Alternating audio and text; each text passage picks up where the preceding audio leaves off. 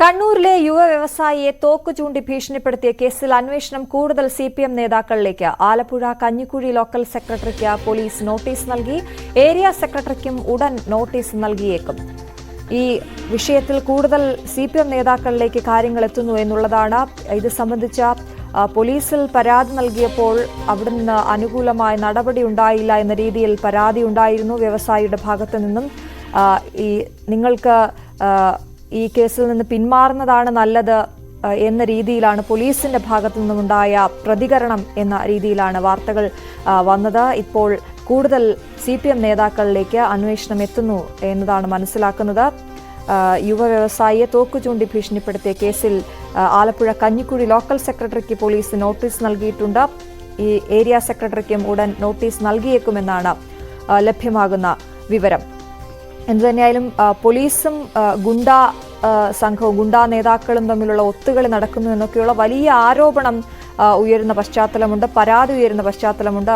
ആ വിഷയത്തിലേക്കാണ് ഒരു കാര്യം കൂടി വരുന്നത്. കണ്ണൂരിലെ യുവ വ്യവസായിയെ തോക്കു ചൂണ്ടി ഭീഷണിപ്പെടുത്തിയ കേസിൽ അന്വേഷണം കൂടുതൽ സിപിഎം നേതാക്കളിലേക്ക് എത്തുന്നു എന്നുള്ളതാണ്. ആലപ്പുഴ കഞ്ഞിക്കുഴി ലോക്കൽ സെക്രട്ടറിക്ക് പോലീസ് നോട്ടീസ് നൽകിയിട്ടുണ്ട്.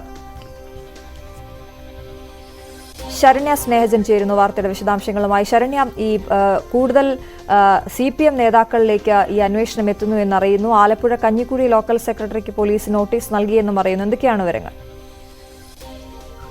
ആലപ്പുഴയിൽ യുവ വ്യവസായിയെ തോക്കു ചൂണ്ടി ഭീഷണിപ്പെടുത്തി കൊലപ്പെടുത്താൻ ശ്രമിച്ച കേസിലാണ് ഇപ്പോൾ സിപിഎം നേതാക്കളിലേക്ക് അന്വേഷണം നീങ്ങുന്നത്. Kanjikuzhi local committee secretary Hebin ദാസിന് ഇന്നലെ അന്വേഷണ സംഘം നോട്ടീസ് കൈമാറിയിട്ടുണ്ട്. ഇതുമായി ബന്ധപ്പെട്ട്, അതായത് ഈ കേസിൽ 2 പ്രതികളാണ് നിലവിലുള്ളത്. അതിൽ 1-ാം പ്രതി അനൂപും 2-ാം പ്രതി മനോജും. ഈ മനോജുമായി നിരന്തരം ഫോണിൽ ബന്ധപ്പെട്ടിട്ടുണ്ട് എന്നുള്ള ഫോൺ രേഖകൾ, CDR രേഖകളടക്കം പോലീസ് ഹെബിനുമായി സംസാരിച്ചിട്ടുള്ള CDR രേഖകൾ ശേഖരിച്ചിട്ടുണ്ട്. നിരന്തരം ഇവർ തമ്മിൽ കോണ്ടാക്ട് ഉണ്ടായിരുന്നു എന്നുള്ളതാണ് പോലീസിന് അന്വേഷണ സംഘത്തിന് കണ്ടെത്താൻ കഴിഞ്ഞിട്ടുള്ളത്. മാത്രമല്ല, ഈ സംഭവത്തിൽ ഉപയോഗിച്ച ആയുധങ്ങൾ, അതായത് ഇവരെ പുലർച്ചെ ഈ കണ്ണൂരിലെ യുവ വ്യവസായി അഭിഷേകിന്റെ വാഹനം തകർക്കുകയും തോക്ക് ചൂണ്ടുകയും ചെയ്ത ആ സംഭവ സമയത്ത് ഉപയോഗിച്ചിരുന്ന ചില ആയുധങ്ങൾ ഇയാൾക്ക് എത്തിച്ചു നൽകാൻ, അതായത് മനോജിന് എത്തിച്ചു നൽകാൻ സഹായം ലഭിച്ചിട്ടുണ്ടോ എന്നുള്ള സംശയവും പോലീസിനുണ്ട്. കഴിഞ്ഞ ദിവസം ചോദ്യം ചെയ്യലിന് ഹാജരാകണമെന്ന് അറിയിച്ചിരുന്നെങ്കിലും ഹെബിൻ ഹാജരാകാൻ തയ്യാറായിരുന്നില്ല. പിന്നീടാണ് ഇപ്പോൾ നോട്ടീസ് നൽകി എത്താനായി പറഞ്ഞിട്ടുള്ളത്. ഇന്ന് ചോദ്യം ചെയ്യലിന് എത്തുമെന്നുള്ളതാണ്. പട്ടണക്കാട് SHOയുടെ നേതൃത്വത്തിലുള്ള സംഘമാണ് ഹെബിനെ ചോദ്യം ചെയ്യുക. ഈ വിഷയത്തിൽ പോലീസ് അലംഭാവം കാണിച്ചു എന്ന രീതിയിലുള്ള പരാതി ഉണ്ടായിരുന്നല്ലോ ശരണ്യ. അതുമായി ബന്ധപ്പെട്ട് ഇപ്പോൾ ഏറ്റവും ഒടുവിൽ നമുക്ക് ലഭ്യമാകുന്ന വിവരങ്ങൾ എങ്ങനെയാണ്? ഈ കേസിനകത്ത് ആദ്യം മാരാരിക്കുളം സ്റ്റേഷൻ പരിധിയിലാണ് ഈ സംഭവം നടന്നത്.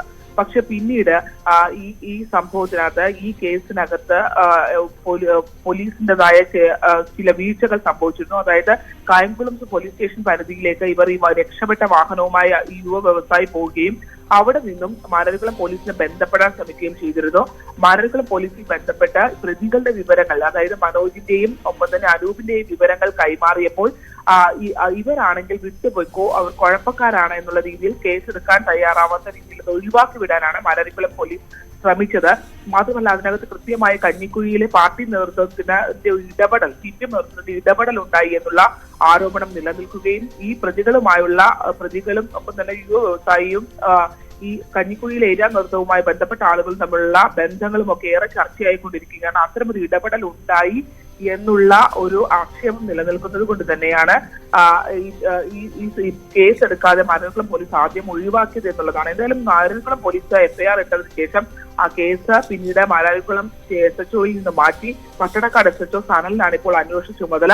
അത്തരത്തിലൊരു പ്രത്യേക സ്ക്വാഡ് ഉണ്ടാക്കിയാണ് ഈ കേസ് ഇപ്പോൾ അന്വേഷിച്ചു വരുന്നത്. ശരി, ശരണ്യ സ്നേഹജനാണ് വിവരങ്ങൾ നൽകിയത്. വരും മണിക്കൂറുകളിൽ ഈ വാർത്തയുടെ വിശദാംശങ്ങൾ പ്രേക്ഷകരിലേക്ക് എത്തിക്കും. മറ്റ് വാർത്തകളിലേക്ക് നമുക്ക് പോകാം.